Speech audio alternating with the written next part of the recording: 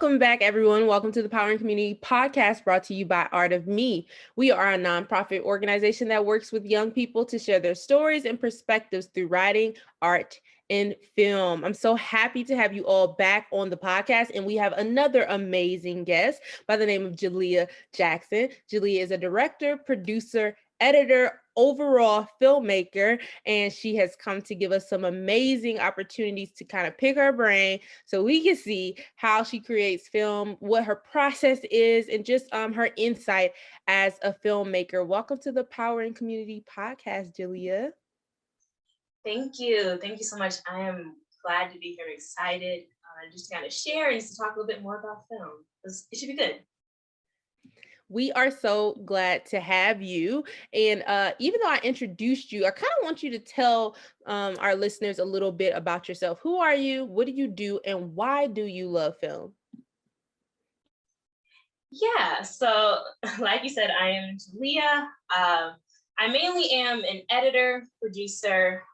Got my degree from LSU actually in theater with a concentration in film and television. So my class was actually the first class to graduate with that concentration. So I took a lot of theater classes, but it was pretty helpful. And I guess why I love film is I'm doing a lot better. But when I first started off, I was pretty shy. Didn't really articulate myself as well as I would have liked. And I found film as my avenue to just kind of voicing my opinions, just finding my voice. And I was like, oh, I can just put everything that I'm thinking, that I'm feeling into film, and it translates a lot better than how I might have said if I was just speaking or talking to someone. And I also found out that it was just more universal. And that kind of helped me, like through my films, to be able to speak and articulate my thoughts a lot better. And a lot of my films, I would have panel discussions and just kind of bringing the community together. And that's one of the reasons why I love film. So outside of like school, how would you say you got started in filmmaking? If you could like paint a very brief picture about how you really got into your groove. Yes. So I started making films, like I think I made my first one when I was 14. So I've been, and I know it sounds weird, but like I've been in the game for a while. But I went overseas with the People to People Student Ambassador program, and my church helped sponsor the trip, and they paid for a good portion of it. And my mom was saying, well, you need to do something to show that their money was worthwhile, that they made a good investment. And I was like, okay, well, what can I do? Like I was there for 19 days, and I took my uncle's like old cam recorder and just filmed throughout the whole trip. And at the end of each day, I did a little kind of video diaries, kind of explaining where I went, what I saw, my experiences, and then I put it together in a short kind of documentary using Windows Movie Maker. I can only imagine, but Windows Movie Maker. And then I had like a screening event at my church, like just in the basement, and we all watched it. And that was kind of the first film that I ever made, and that's just kind of what propelled me to continue making films. And so if it wasn't a project for school, I was putting together a collage of pictures and music and calling that my assignment. And then it just kind of went through to documentaries, and then in college doing more narrative work. But yeah, that's kind of how I got started. That's a pretty original origin story, I think, honestly. It's like you weren't really seeing that was going to happen for you, but then just by documenting an experience you had, which is largely what film is us recreating experiences and ideas that we have, or documenting something that is amazing that we want other people to like go on that experience with us. So I think that's fairly interesting. I love that. We had another person on the podcast who talked about their origin story too, and they were young too. I think it was Jahan Patterson. He was talking about how he started when he was in high school too. And I told the listeners, I'm like, don't be weirded out by that. Like it does start young. I mean, you can go to all the classes that you want to go to in college, and that's so important. But picking up the camera and doing it is really where you build those skills. And if you start at 12, if you start at 14, I mean, you are a filmmaker then too. You're just still learning. Speaking of films, you have three short films that I know of, and please let me know if you have anything longer. But I know you have Things with Feathers, Blood Runs Down, and Strange Fruit. All of these films center around Black female characters. Are you more drawn to telling stories about Black girls and Black women? And if so, why? Yeah, so Things with Feathers was a short film that I wrote, directed, produced, did everything, edited. And then Blood Runs Down, I was just the editor. My film partner, she was the writer, director, and then with Strange Fruit, actually, I co produced that with a fellow NPF, the Nate Parker Foundation alum. She was a part of my class of 2016, and she was the writer and did the spoken word for that. And then I was the editor. So all three of these films were directed by Black women. Um, so am I drawn to telling more stories about Black women? Seeing that I am one, it just comes naturally. Like I'm able to write from that perspective.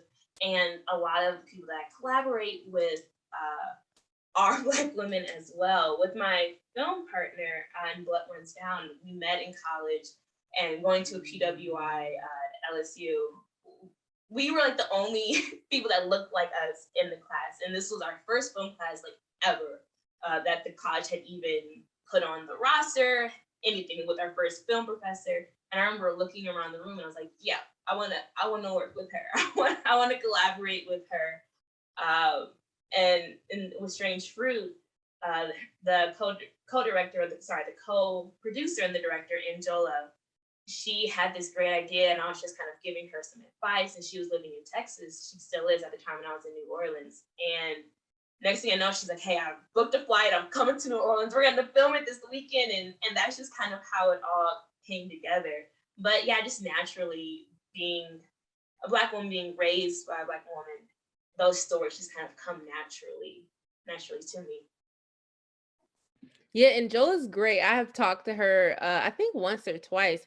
She's freaking amazing. I love her energy and her work ethic. She loves to get stuff done, and she is pretty creative. But yeah, I definitely would say me as a Black woman as well, telling stories that deal with us and our people and our culture, and especially Black women, does come easy to me. And speaking of telling stories, when you're in the zone and you're coming up with a story, what is your process? How do you take something from paper and put it together in a film? And that's probably like a larger what I'm saying, explanation. But if you can kind of narrow it down for our listeners, how can they take something, an idea, and really bring it, transition it to screen? Yeah, that's a great that's a great question. Um, I think for me, sometimes I'll take a mental break from social media, from my phone, especially when I'm editing. I There have been times where when I was editing the first cut for Things with Feathers, I edited for 18 hours straight during a hurricane. And my phone was like pretty much on do not disturb. I was just like in the zone. And I remember one of my cast members for Things with Feathers, she called me and she's like, hey, are you okay? I'm like, yeah, what's going on? And she's like, there's a hurricane. I was like, well, I got power. Like that was my that was my excuse. I'm like, as long as I have power, I'm good. But I think for me, like, at least with Things with Feathers, I did so many different drafts, sent them to people that I knew like were skilled as screenwriters. Like, hey, can you give me some advice? And then I was watching films that I knew I wanted to kind of replicate the style, the look, the feel. Um, so that's kind of my process. It's watching films that I know I kind of want to replicate or has like that same mood and atmosphere, kind of collaborating with people that I know can give me good input. And then also I had my family and people who weren't filmmakers just kind of view or give me their own opinion. That way it was outside of a filmmaker's perspective, just to see like how the ordinary audience would perceive my story or the message that I was trying to have. And then also just sometimes just isolation from things that can distract me. So that's kind of the route that I go. And it's pretty helpful. Just get my mind off of everything else and just focus on the film and the story.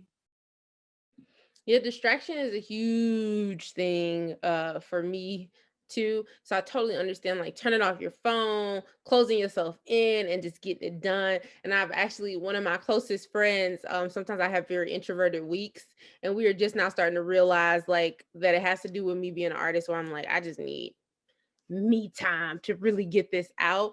And I think we can be so easily distracted with what's going on in social media and stuff. I'm like that, Jalea, 100%. I will be on TikTok all day. I will be like watching YouTube and stuff all day, especially if it's something really interesting to me. Like I recently got on this orangutan hook. I don't know what is wrong, but I love watching stuff about baby orangutans and helping them survive because they're an endangered species. And I'm just like so into watching monkey videos. I don't know what's going on, but I could do it forever. And that does like cut into that time to really give your piece or the thing that you're working on that energy. I like that you're very blunt about that because I think procrastination is easy to do. But speaking of that, and this wasn't even one of the questions on our on my list, but how do you balance that without falling into toxic grind culture? Because I think that's an issue too. I'm laughing because if you ask my sister, she would say that like I might perpetuate the toxic grind. Like right now, I'm working on like 5 different projects. She calls me a workaholic, and my mom's like, "Well, technically, you're." My mom really enables me sometimes. She's like, "Well, technically, you're not because like you do your 9 to 5, and then you're working on yourself. So you're a Jalea." Like I'm like, you know what, mom? That sounds real good. But um, to answer your question, I think like it's good to have moments where you know that you're not going to work. Like for me, I honor the Sabbath. I don't work on the Sabbath. There might be some times where I am on a shoot where we might work on Saturday or Sunday, but if it's anything, and also I work at a church, so every once in a while I will have to work on a Sunday. But I really do try to have that Sabbath where there is a day where I don't work. Like I shut my computer off. I kind of set aside that time. So while I may work from like 5 a.m. till 10 p.m. Monday through Thursday, I have moments where I know I'm not going to do anything. Like I have time where I go to the dog park. I kind of just take time away from working or try to. There are sometimes, like you said, being an introvert. I am one as well, very high introvert. There might be times where I do just turn off my phone, or I might get a hotel room for the week and actually trying to plan a trip sometime in September, October, where I'm away from editing and I'm away from the grind of responding to emails and doing accounting and all the film stuff that goes into being an independent filmmaker. But I think it's important to even if you are going to grind hard, to have just a few moments where you're just focused on yourself, whether it's working out or singing, listening to a podcast, going for a walk, like just doing something where you can separate yourself, even if it's for 5 minutes a day. I started taking up piano lessons, like just something else that I can do that's not just work, work, work. Yeah, I agree with that. I think you do have to have that time to yourself. Um that doesn't have anything to do with like coming up all the time because sometimes we forget to just be. And when we don't have those moments where we're just being, I definitely think they negatively impact our productivity and our creativity because we can't always be on, you know what I mean? And I think sometimes I'm that way. I'm like, oh my gosh, look at all my peers. They're doing stuff. I need to always be on too. But we'll talk about that later, the comparison things. I definitely want to hear what you have to say about that. But we have to be careful not to run ourselves into the ground. I want to do a trip too, but I was thinking of like a writer's trip because I'm working on a novel and I wanted to like book a place and just write like do nothing else like not this podcast, none of the nonprofit stuff I work with, just work on my book, maybe even for a week straight I would do it. So I'm gonna look into that. I just don't know exactly where I will want to go because I don't want to go somewhere super exciting, but I also want it to be new and not necessarily Cleveland where I'm from. But yeah, I totally agree with what you're saying. Do you consider yourself a writer or a filmmaker, or would you say you're both? So I'm gonna add in some other, I guess, film, what is the word? Film positions, yeah, that I would say that I am. So I call myself an editor first, and then a producer, and then I'd say filmmaker. Writer, nah. So I wrote Things with Feathers. That one was a story that was really personal to me based off of some experience that I had. So who else better to tell than myself? I had to write a few short films in college just because that was the requirement. But other than that, I leave that to the experts, honestly. I'm that person, even when I was writing Things with Feathers, and I believe we went through so many drafts. I feel like it was more than 10 drafts. And by the fifth one, I'm like, okay, I want to just shoot. Like my mind is going to, okay, how are we going to produce this? How is it going to look? Like I could already see how I want to edit it. And my film partner, and who's an amazing writer and director, she's like, okay, no, we still got some things we need to work on. Like the grammar is not there yet. Some of the dialogue, like when I do write, I am better at writing the visuals, like how I see it. But once we get into the dialogue, I'm like, can we just improv it? Like, like I trust y'all. We can just improv it as long as we get these, 1, 2, 3 shots. So yeah, I would say filmmaker to go with the question, but I am an editor producer first and foremost. I actually had a friend like that. I didn't understand. Like, honestly, I'm having a revelation now. We tried to write a script together, and he wanted to just like, I would be like trying to write out the dialogue, and he'd be like, we can figure that out later.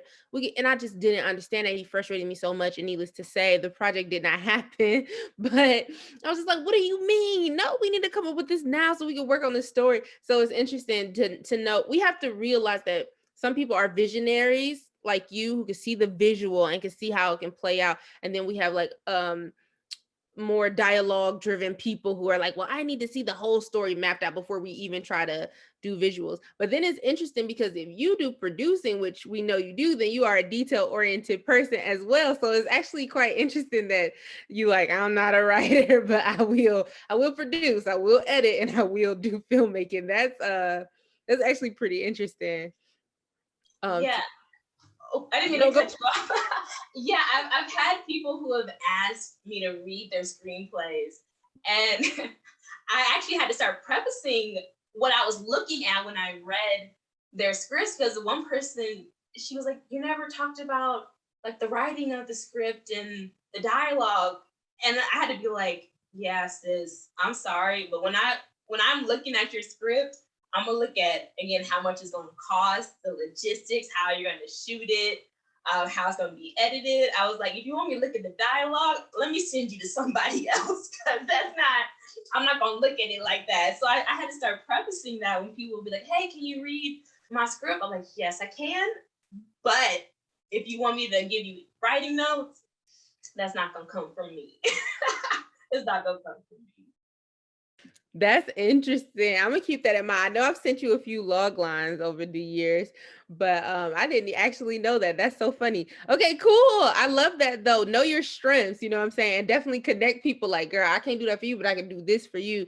I think that's important to know. Can you talk to us about how you gather inspiration? Let's specifically talk about things with feathers. How did you gather inspiration for that film?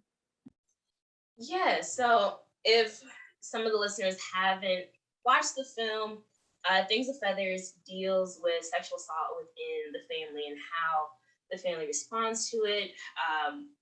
It challenges the concept of Christianity and going to therapy and all of that, and especially within the Black community. And like I said earlier, it's loosely, and I use that word very strictly, loosely based off of some of the things that I've experienced growing up. And when I was at the Nate Parker Foundation, I was walking past one of the other mentors, just talking to a student. And I remember him saying, if you're sitting on a story that you're unwilling to share, then you're kind of being selfish. And it didn't hit me at the time. I just walked past, like, okay, yeah, that seems good. And then when I got home, I started just kind of writing, and I'm like, like I feel like this is something that I need to tell, need to share. And it honestly has been a journey. Like already 4 years later, it still has an impact. Some of the viewers that have come to film festivals and screenings, they are saying, thank you for sharing our story. Thank you for sharing, the Black perspective on sexual assault and being an advocate. And back in my hometown in Illinois, born and raised, I went home and I spoke at a sexual assault awareness conference. And that was the first time that I was actually very public about what happened to me. And through that event, we were able to raise like thousands of dollars. I don't want to say the wrong amount, but I know it was over $10,000 towards sexual assault awareness. And so yeah, that's a little bit about the film and kind of how it got started. And I never saw myself writing it and even directing it. But yeah, it's been a blessing to be able to have produced it and have it still have an impact 4 years later. Yeah, I mean that small comment about having a story and not sitting on it really took form in your life through things with feathers. Like, whoa, I mean, not only I'm sure did it help you work through some things, but then to help other people work through some things too. I mean, we had Nate on the podcast, and I keep saying this. I feel like I've said this like 3 podcast episodes, but it's so important. I'm gonna nail it into you all's head is that the story that you create is for the person that comes after you. 100%. There has to be more motivation to why you want to tell something, not just for the fame and the accolades and for people to say you did a good job, but does it help people? Does it pull them forward? Does it give people direction and healing and something to just say, wow, I can really relate to that. Does it empower a community, which is the whole point of this podcast, empowering a community, creating films that help other people? That has to be the core. It really does. Even if it's helping people laugh or helping people to dream, like some of our favorite movies do. Does your film help other people? Does it bring awareness to things that are going on? And I think Things with Feathers, you all should tap into that. We'll tell you how to find that film so you can watch it and support Jalea towards the end here. But you should tap into that, get on board with the message of that film and see how you could take it to other communities and help empower other people as well.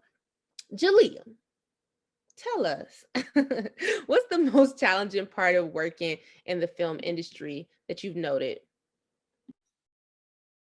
Wow. So I've been in the industry, I guess, now for a while. Yeah. Wow. It's been over 5 years for professionally. And when I first started out, I want to say for me, the most challenging was not working with people that looked like me or who understood my stories. Again, going back to making films and starting off at a PWI, there were times where my ideas would be turned down because I was the only Black person in the group, or the only Black woman, or the only Black and woman in the group. And I remember I came back at LSU and I screened Strange Fruit as a alumni submission. And I remember the room was quiet. And you might have heard maybe the handful of Black folk clapping at the end, because in Strange Fruit, we hung a noose in City Park in New Orleans, where I was very bold with my films and the statements that I wanted to make. And senior year at LSU, I made a short film called The Things We Fear, and it dealt with police brutality after the murder of Sandra Bland. And again, they were not ready for that film. So I found it difficult to kind of get into that space as a filmmaker, because I knew specifically the kind of films and the kind of stories that I wanted to tell. And there were times where I was working for a small independent film company in New Orleans for 4 years before I moved here to Atlanta. And there'd be times where I was working as a PA or producer, and they'd be like, "Hey, we need a stand-in to check lighting." and me not thinking, I'm like, oh, I'm free. Everyone else is busy. So like, oh, let me stand in so that way you guys can check the lighting. And there was one time they were like, oh no. And he didn't say it specifically, but I knew that he was saying you can't use your skin tone for the lighting. So it's things like that. Or there have been times where someone wanted to work with me. Someone reached out for me to direct a feature, and they're saying, "Oh, we would co-direct it." And I said, "Okay, well, I've never co-directed a film before. I've usually either been the sole director or just what's the producer." I was like, "How would that work? What would be the shared responsibilities, the shared creativity, and all of that?" And after asking some more questions, this was kind of figuring out, I realized that they just wanted me as a Black woman in a higher up position so they could get these grants.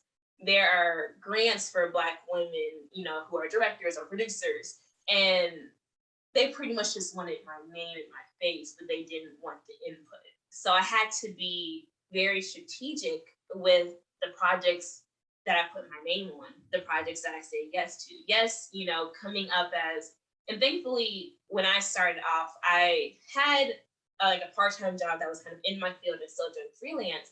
But even doing freelance, sometimes you want to take on all these opportunities, to get your name. And sometimes, depending on the project, you might do that, you might have to, but, or, you want to get that for the money just to, support yourself. But, at the end of the day, it's your name that's going to be on the credits, your name that's going to be put out there with the final product. So you kind of have to be strategic about that and not just saying, okay, yes, I want to make films. And sometimes, you just have to do them yourself, and you may not get all the money that you want, but it'll be something that you're proud of, that you can say that you put your whole heart and effort into. So I would say for me, that has kind of been the challenging thing. Thankfully, now, like, I've found my tribe. Like, I found people that I can work with. I can find people that propel me to do greater, to be greater.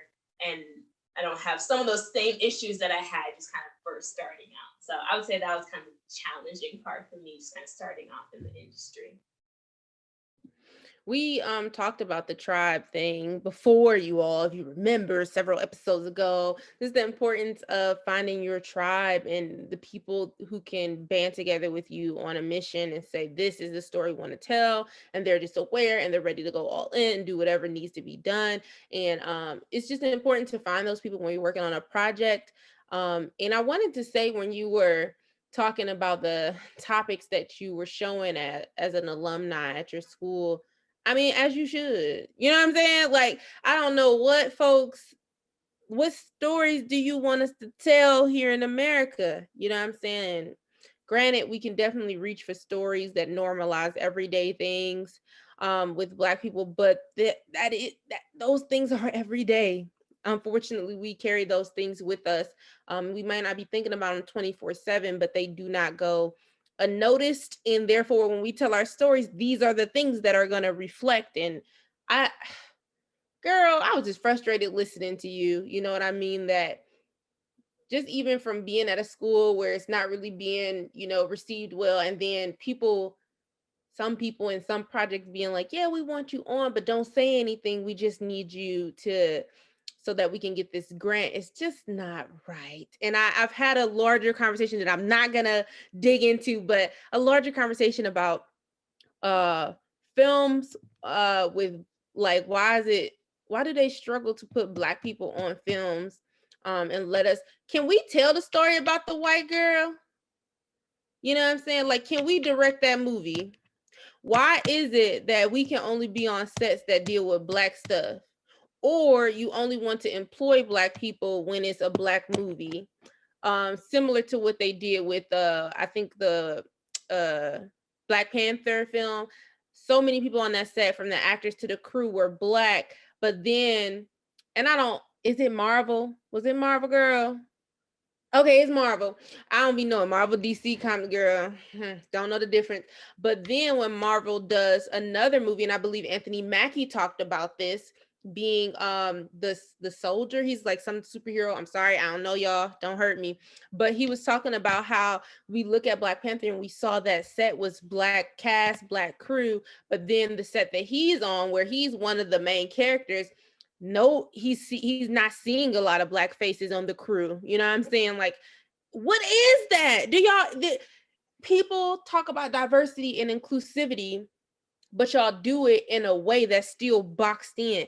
We have to foster that it's natural to see different color faces on a crew, different color faces in a cast. It cannot be performative, which is what happens when we say, oh yeah, all black cast and crew for Black Panther. But anything else that we're doing, let's not let's not let's not dig for people who are different colors to be in these roles that do the job just as well, if not better. Let's not dig for those applications. Let's just go with what we know, which results in a mainly white crew. And I mean, I'm not going to go on and on, but I'm just saying these are the issues that we're having in Hollywood, where the roles are so sparse for people of color because people really do not care to connect with people who can also hold the lights up, who can also do sound, who can also direct and have a different eye or a different way to engage things and or align with your mission of what you want to see for the film. They don't have to come in with this big different view of doing things, but they can still do it just as well. So,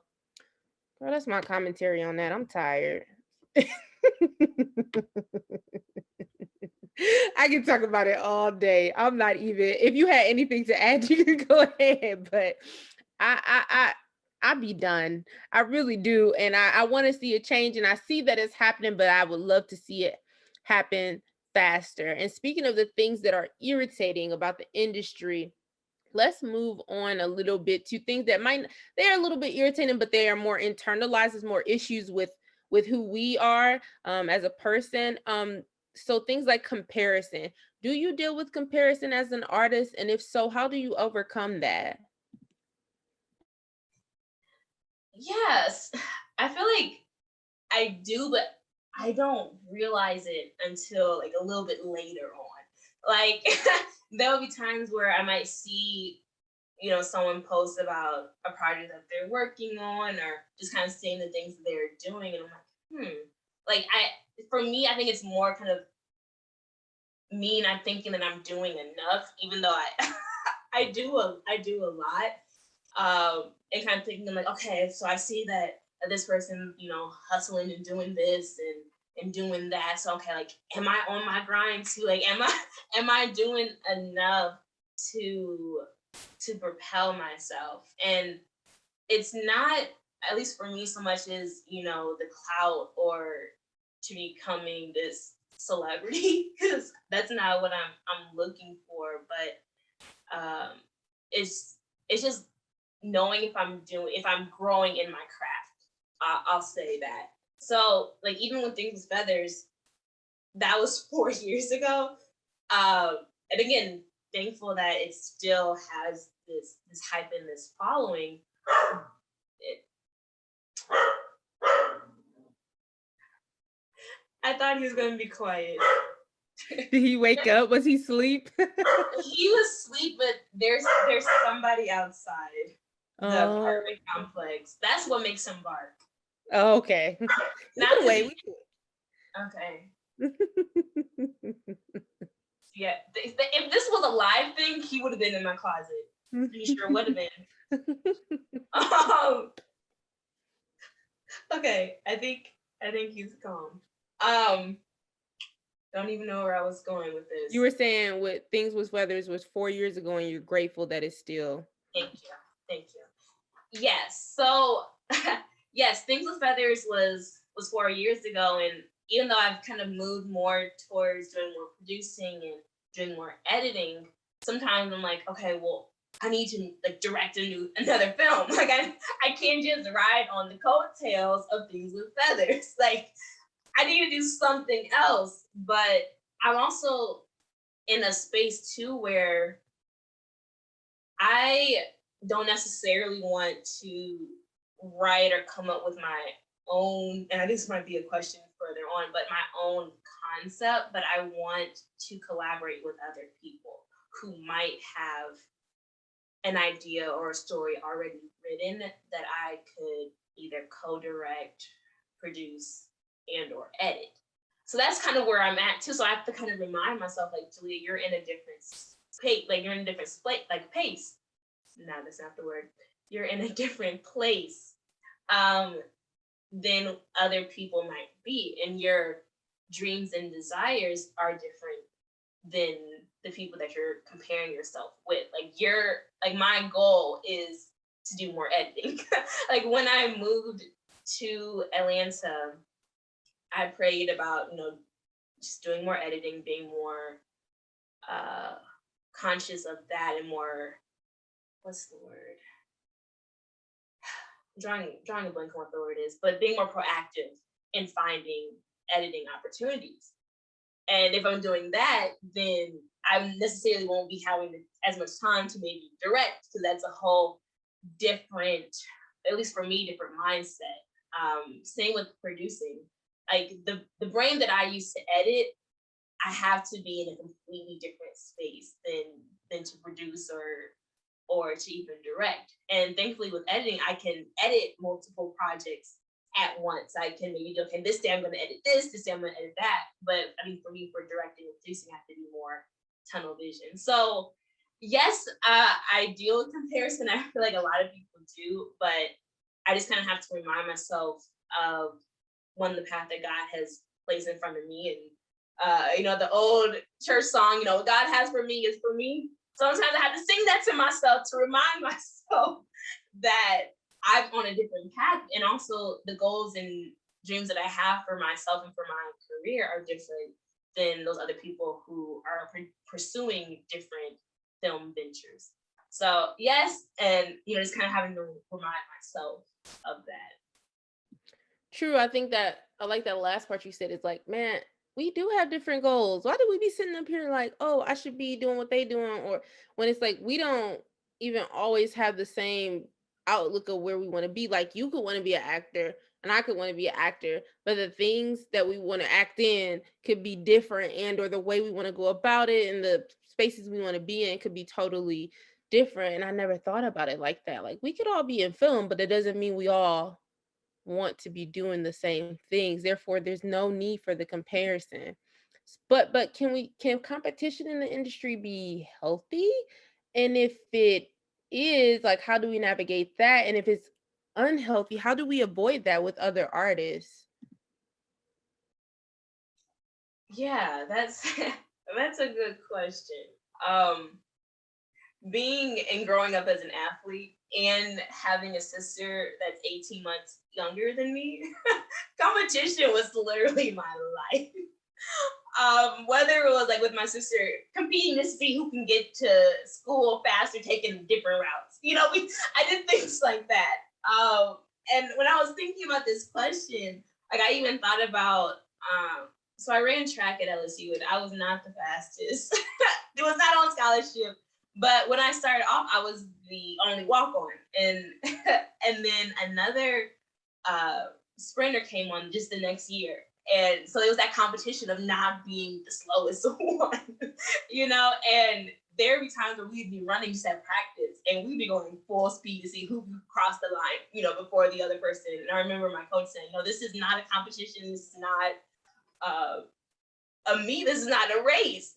But I remember having her there, and she was there for the last 3 years that I ran. She helped me become a better runner, helped me become faster, versus if I was just kind of running by myself or just being the only walk on the sprinter team. So I do believe that competition is healthy in the industry, but I think we also have to, again, still have that self-worth, self-value, and just kind of knowing ourselves as well. So knowing, okay, yeah, and I guess not also being so upset maybe things don't go our way or if we don't win the race, and just kind of saying, and I'm using track just because that's just what I grew up in. But even if you may not place first, if you have a personal best, like that's still something to kind of rejoice in and celebrate. So that's just kind of how I see it. I will say something funny. So with Things with Feathers and Blood Runs Down, they were both at the New Orleans Film Festival in 2017 at the same time. And funny enough, they were in the same shorts block. And again, being editing both of them and working with my film partner, Blood Runs Down won for best Louisiana short for that year, beating out Things with Feathers. And just the type of person that I am, and having my film partner, I was like, well, yeah, I still won. Kind of taking it in that way. So even though Things with Feathers didn't win, but Blood Runs Down did, that's kind of how I see it. And it's taken me a long time to kind of get to that place. But having my mom, who has a background in psychology, and just the way that she raised me and my sister, she always helped me to see the better outcome of a situation. Or she always played devil's advocate. So even if something doesn't go my way, and I feel like I might be drifting away from the question, but even if something doesn't go my way, or the outcome isn't what I would have anticipated, I can still take moments that I can appreciate. So yes, competition is good, but I think you need to have a mindset in competition where you are still rejoicing in the little moments and still valuing yourself, and still also honoring and appreciating the accomplishments of someone else. I think you said that really well. I honestly don't have nothing to add. I hope y'all was taking notes. I hope y'all was taking notes, because we're going to move on. We're going to talk about editing, because you've stressed that that's something you really love, and I really want to get your perspective. What do you use to edit? Let's talk technical things. What do you use to edit, and what are some good editing habits to have to ensure a project is completed and perfected? Yes, so I am a Premiere editor. Eventually, I will want to learn Avid, but I started off, and it's so funny to me because sometimes I'll have conversations with my mom, and she's like, "Well, how did you learn this? How did you learn to edit?" Because even in college, we had an editing class, but it might be like just learning it for a week within like a whole semester. And they taught in Final Cut, and I was already pretty familiar with Premiere. So being the person that I was, I didn't listen, and I made jokes about how bad Final Cut was. Granted, Final Cut is great for those folks. I actually, after moving from Windows Movie Maker, I tried a few other. I still laughing at. I just don't know how I edited what I did in Windows Movie Maker. But after fumbling around with some other like kind of trial-based PC editing softwares, ones like where if you exported it, it still had the watermark on it. My mom got me my first Mac, and she got me Final Cut Express, which is very similar to Premiere. It kind of in the way that it's set up in the structure. And Final Cut X or Pro, which why I don't use it so much, is very similar to, in my opinion, iMovie, just a higher level version of that. So I edited a little bit in iMovie, and then my first full documentary, my senior year in high school, which was called The Zero Sum Game, which focused on the educational disparity. Not this. Let me rewind. Good thing we can edit. But it dealt with the educational gap between minorities and white students. And I edited that whole thing in Final Cut Express, and was using that through college. And then someone kind of put me on to Premiere, and this was back, y'all shouldn't do this, but we found a way to torrent Premiere, and I was able to kind of edit through there. And I just kind of playing around, just kind of messing with it, just kind of fell in love with it. And now that I'm just kind of more in the industry, and I just edit in Premiere. But to answer your next question, what are some good editing habits to have? What I have learned fairly quickly is organization is so key. Organization is so key. So even starting off with how you organize your drive, and Premium Beats has a pretty good file structure that you can find where you organize it by projects. So the project would be like project files, the media, and I use like a number system, so like 01 dash project, then media, then audio, if you're recording audio separate from camera. And then kind of using something very similar when you are bringing in your media into your project. And this might be too technical, but that really, really will save you, especially when you're dealing with a lot of project files, a lot of media, because especially when you're working with Premiere, if you move something around, then it offlines and unlinks the footage, and you have to try to find it. You're trying to figure out, okay, where was this? And I try not to like rename any files that are like that come straight from the camera. I will name folders that I'll put them in subfolders, but I try not to rename media files. So that's something that's really big for me in editing, because I was working on a documentary for my senior year in college, and we were filming for a year and a half. And if anyone has filmed documentaries, there's a lot of footage from all over, and having that project was not as organized as I would have liked, but at least it made sense for me at the time. But I realized as I got older and got more into the industry and just working with different editors, that if I had that structure that I use now, back then, it would have saved me a lot of headache and a lot of trouble. So yeah, organization, that's what I would stress the most, is the most important thing with editing, and that can really save you a lot of time. I love that organization. I am so amazed that you don't rename your files because I find myself doing that a lot. But I understand like the number system is there, but sometimes, especially with Premiere Pro, I get so caught up in like scrolling through the, I don't know where you keep your box, because I'm sure everybody arranges their thing differently. Um Sorry. My sister just came out her room and decided to run water. Were you able to hear that? Okay, I'm gonna start over. Carly, can you give me like 10 more minutes and try not to make any noise because they gonna pick it up on the thing. I'm sorry. I was definitely about to ask you, was it too loud? Yeah, like you can't do nothing for like 10 minutes. Why are you running water? Okay, are you done? Hold on, let me close the door. I'm closing my room. I'm sorry. Okay, just for 10 more minutes, then I'm done. Sorry. um So I was saying, I'm totally amazed that you don't rename your files because I do that a lot.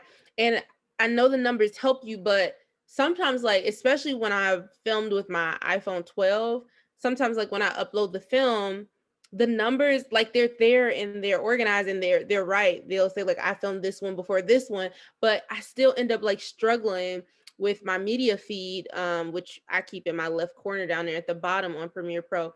I struggle to find the clips that I need sometimes.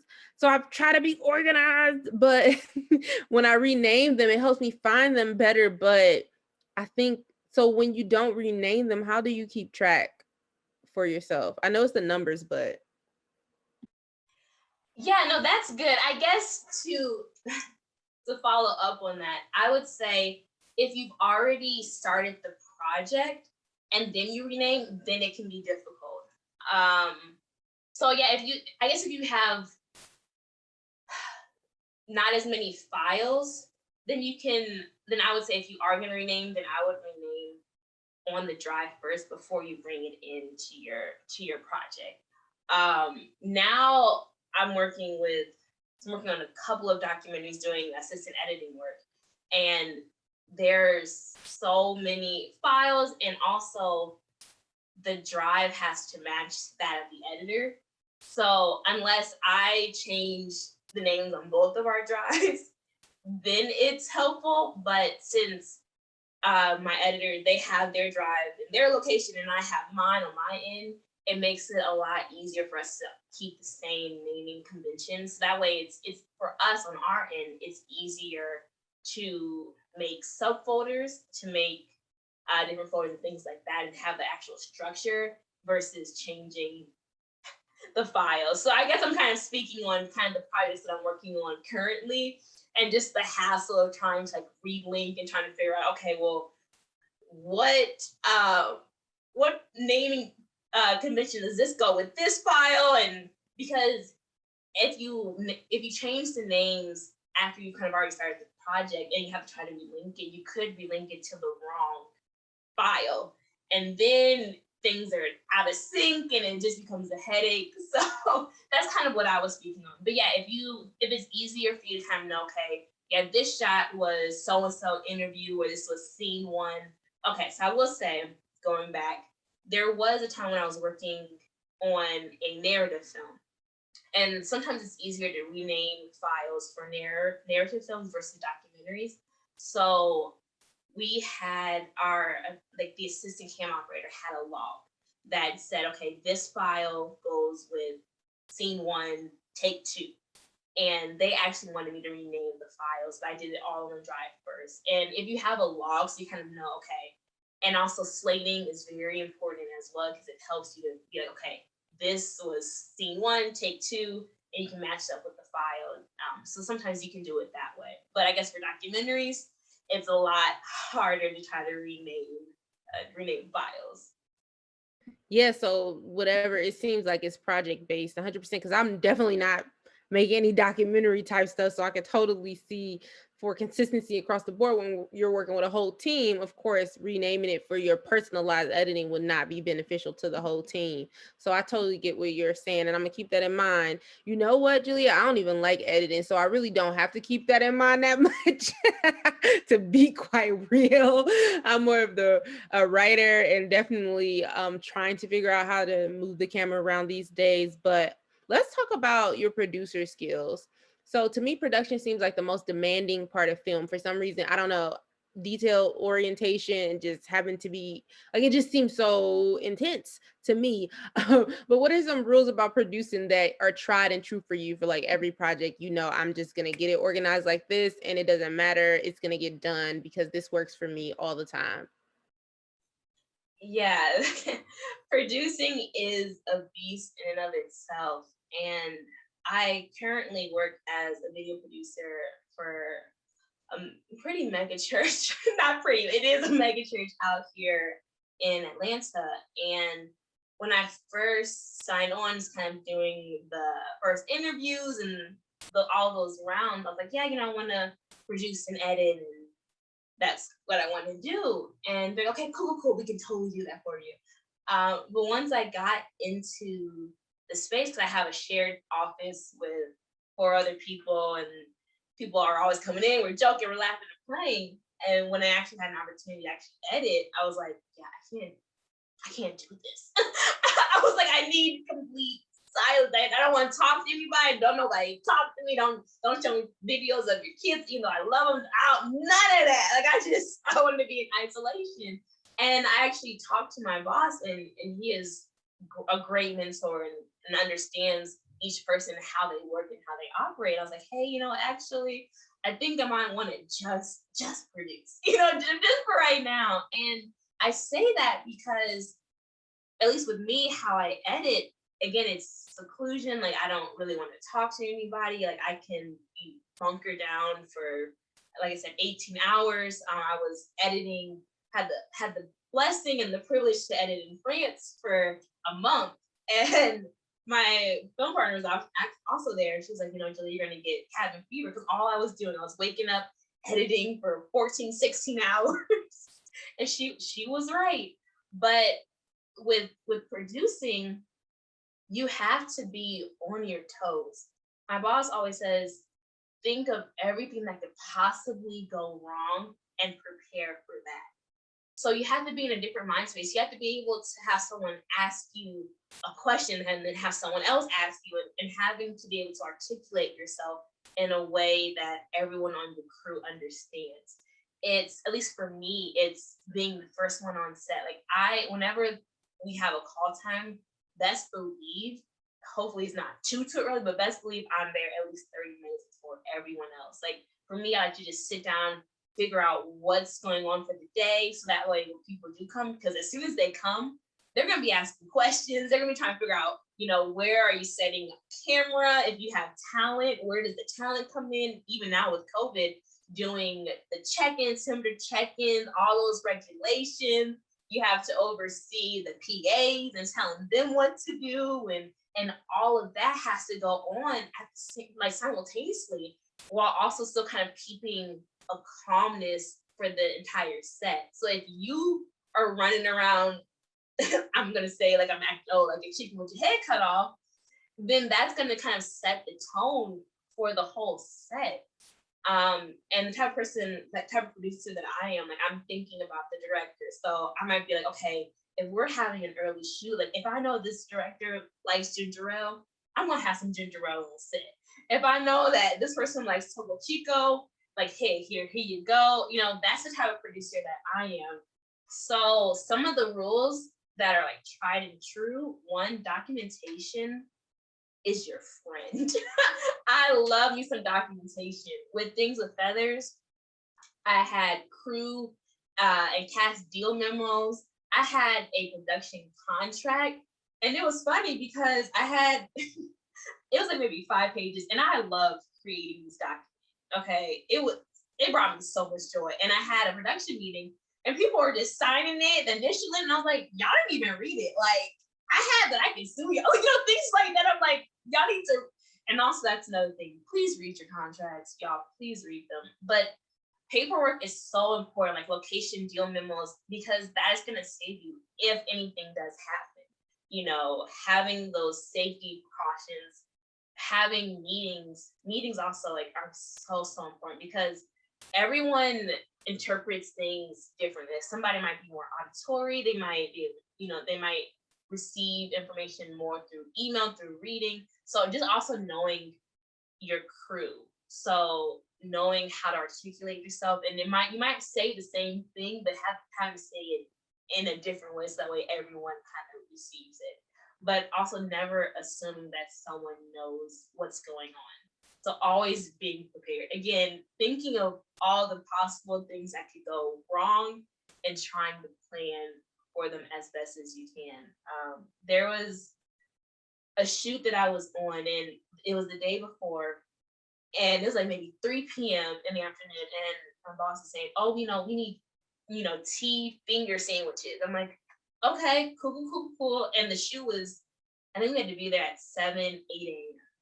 So I'm trying to figure out, where can I find these tea sandwiches before everything closes, around 5, 6.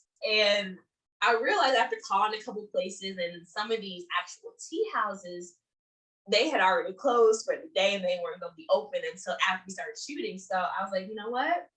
I'm going to make these sandwiches.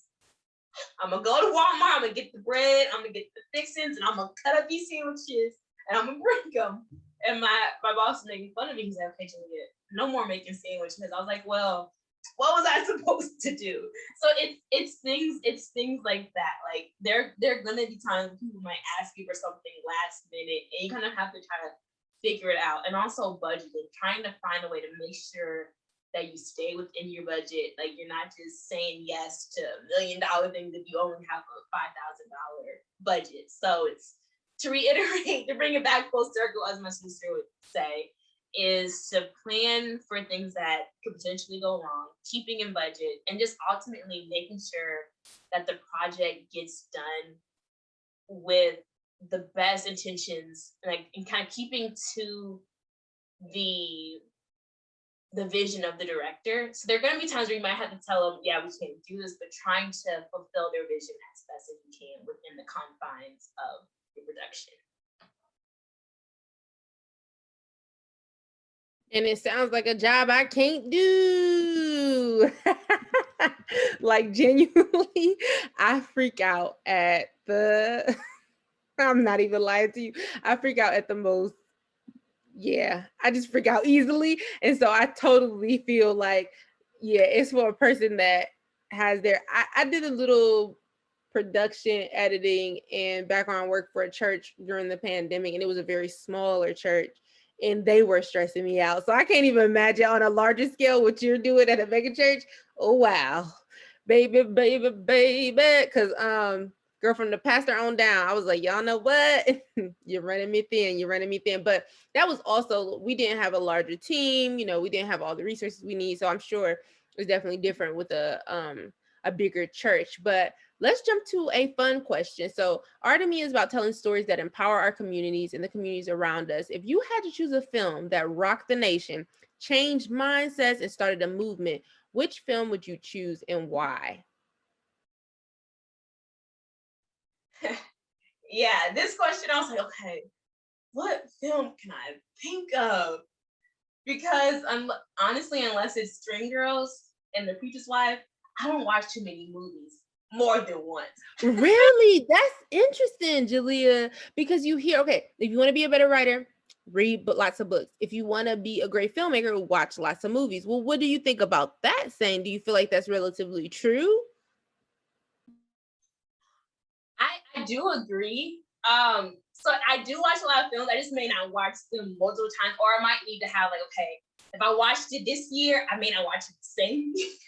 That's just where I am. And I will, at least for me, I watch a lot of television more than I do films. And for me, it's because when I watch a film, I'm watching it as a filmmaker, so I'm analyzing it. So after working in the grinding, I'm like, I don't want to think. So like unless it's like a movie with like singing and or a rom-com, you know, I'm not. I'm gonna watch a TV show where I can just. And the funny thing is, as most of us know, if we're binging a TV show, the hours that we spend binging it, we could have watched one or two movies. But I have started to. Spike Lee has a great list of films that he recommends that he sends out for the class that he teaches.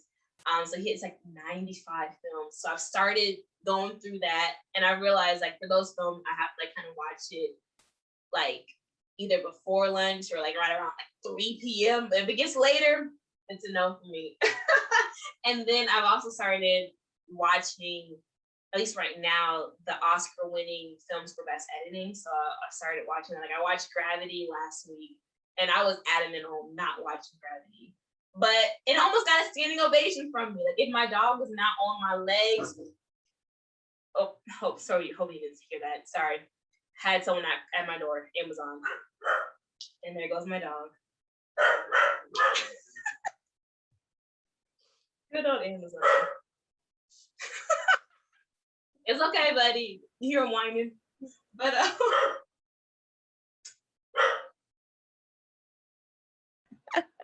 You gonna make sure that person go. and he's whining because he can't get to the door. Okay. All right, buddy. Okay, I think he's good. So, yeah, I was adamant on not watching Gravity just because the synopsis didn't really sit well with me. I'm not really a sci-fi type of person. But at the end, I'm like, yes, Sandra, yes. So it was good. But so I do believe that in order to be a better filmmaker, better writer, you have to consume so the content because that way you'll know what's good or what do you deem as good or, because again, art is subjective. Or what styles do you want to emulate or have things very similar to? And with Things with Feathers, I love Moonlight. So I was like, okay, I want these flowy shots. I want these kind of long takes where the camera just moves with the action, with the characters. And I want to know that if I hadn't seen Moonlight. So I do think it's important. But I guess the film, at least for me, that I thought rocked the nation, changed mindsets. And again, I had a list. I was like, hey, which one do I want to pick? For me, I'm gonna say Dear White People. I loved it, and it had such a big impact that it now has a TV series, on Netflix. And I think for me, again, being at a PWI, I think we only had 10% Black folk, and we were all in a group meet, which was crazy. I had to mute them. But it challenged what it meant to be Black and at a PWI. It challenged the notion where people said, "Oh, well, racism is not still. We don't still have it." Like no, we do. It's just changed forms. It just looks different. But also, it explored the different types of Blackness, that there wasn't just Black looks like this. No, there are different types of Black students, Black activists, which I really enjoyed, especially growing up and dealing with colorism and having a sister that was lighter than me and dealing with hair texture, all of that, or just what people thought you had to be Black. Like I'm sure a lot of Black people might have dealt with this, being called like Oreo, or being like, oh, you talk too white to be, Black, things like that. So I really enjoyed how they portrayed that, and then also just what it meant to just be a Black activist and to challenging the norm. So for me, I'll say Dear White People. Yeah, that's what I would say. And I love with Dear White People, I love when they take us out of reality, almost like how Issa Rae does on Awkward Black Girl. She takes us to this thing where she's like talking to herself, and you're like, girl, what is you over here doing, making up songs and being so goofy? And then with Dear White People, they do that too. They transport us to this whole different area, and it's like we're seeing these like caricatures or just some type of commentary is being made, and then we jump right back into the film or into the portion of the show if you're watching the series. I thought that was so unique, and I love when they do that, when they turn towards the camera and give you the look or have conversation with you and break the fourth wall. I think that was so cool with Dear White People. We are running out of time, and I'm so sad, so we're gonna skip down to the bottom. And before we leave, I just want to say thank you so much for everything that you've been talking to us about. You've even helped me a lot, and I'm definitely gonna take some of the things that you talked to us about and just apply them to my own work and just my own understanding. Except for the editor part, girl, and the producer part. That's on you. I'm gonna let you do you. Okay. Thank God for giving you those gifts, because it ain't me, shawty. But it is a lot of patience and stuff that I'm learning, that I probably could do those things if I had a little bit more patience. So, that's giving me a lot to think about. But before we leave, do you have any idea what story you want to talk about next? Do you have a current project you want to share with us and keep us in the loop? Or are you more of a like, I move in silence person? Yeah, no, I wouldn't say I move in silence, but I don't know. Again, I am being more adamant on taking on editing roles. So I've been working a lot of like assistant editing jobs. Right now, they've been more documentaries. I've signed up to this. There's an association called the Alliance of Documentary Editors, and they just launched a database for editors of color, editors that are part of the LGBTQIA plus community, just minority editors. And you can sign up for this database where, projects, they can reach out to you, and that's how you kind of get more work. So I've worked on 2 documentaries that dealt with the criminal justice system, and just prison reform, which has been great. At work, we're hopefully trying to partner with the Bell Project, which also is very impactful to me and near and dear to my heart. But as I mentioned earlier in the podcast, I really am interested in just kind of working with other writers, other creators who have an idea, and I can just kind of bring them to me. And just whatever kind of just sticks out, always kind of telling stories that are, for, by, about, near Black people. That's just always, since I was a kid, I was the kid. I went to I know we're short on time, but I went to a private school, and I remember there, putting kids on the bus. And I realize now it's just, whoever was in the front was the back. But I was like, I'm not going to the back of the bus. And they had to call my mom, and I'm 6, 7. I'm I'm not going. And we almost missed the field trip. My sister, she's like, come on, Jalea, just go. I'm I'm not doing it. So I just always have had the desire to tell our stories. So I want to continue doing that. So whatever that looks like in whatever capacity, but just again, stories that are impactful, like you were saying, stories that invoke change. I used to always say, if my stories like make people mad, then I'm doing something right. I'm doing something right. So yeah, I don't know exactly what that looks like. We'll just see. But yeah, right now, this current project, just doing editing jobs, and just going with that, and just continuing to build my reel as an editor and as a producer.